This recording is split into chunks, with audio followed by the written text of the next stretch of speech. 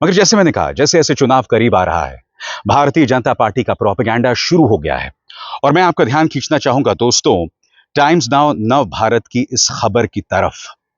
सबसे पहले ये खबर क्या कह रही है, इस पर गौर किया जाए।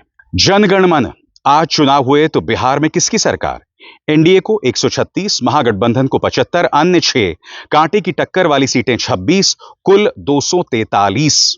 यानी कि अभी से ही एनडीए को विजयी घोषित कर दिया है गोदी मीडिया ने। जैसे मैंने कहा दोस्तों, ये शुरुआत है और मेरे शब्दों पर गौर कीजिएगा, ये महज शुरुआत है। आने वाले दिनों में आप देखिएगा, महज टाइम्स नाउ नव भारत नहीं, जो कि गोदी मीडिया की साक्षात मिसाल है, कई न्यूज चैनल्स ऐसा करने वाले हैं।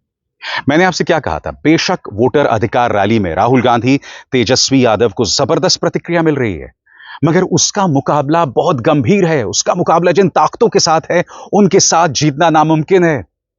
उसका मुकाबला है भाजपा की एजेंसीज के साथ, उसका मुकाबला है चुनाव आयोग के साथ, क्योंकि मुख्य चुनाव आयोग ज्ञानेश गुप्ता जो हैं, वो साफ तौर पर भारतीय जनता पार्टी के मानव प्रवक्ता के तौर पर काम कर रहे हैं, कथित तौर पर।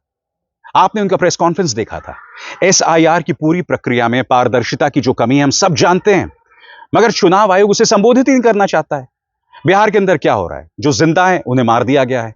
65 लाख जो डिलीटेड लिस्ट है, उसमें ढेरों सवाल हैं, मगर उसे संबोधित नहीं किया जा रहा है। इसीलिए राहुल और तेजस्वी की चुनौती बहुत मुश्किल है।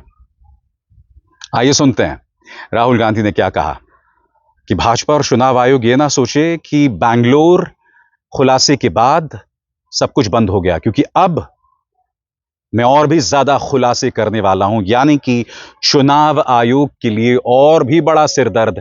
यकीनन दोस्तों, राहुल गांधी और भी तैयारी के साथ उतरेंगे और चुनाव आयोग भी, भाजपा भी और पूरा गोदी मीडिया और तैयारी के साथ उतरेगा। कर्नाटक में हमने सबूत देके दिखाया है कि बीजेपी ने चोरी की है।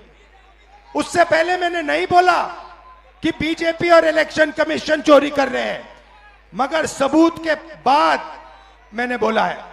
और अब मैं आपको बताना चाहता हूं, और अच्छी तरह बीजेपी के लोग जो ज्यादा चिल्ला रहे हैं ना, आप अच्छी तरह सुन लो।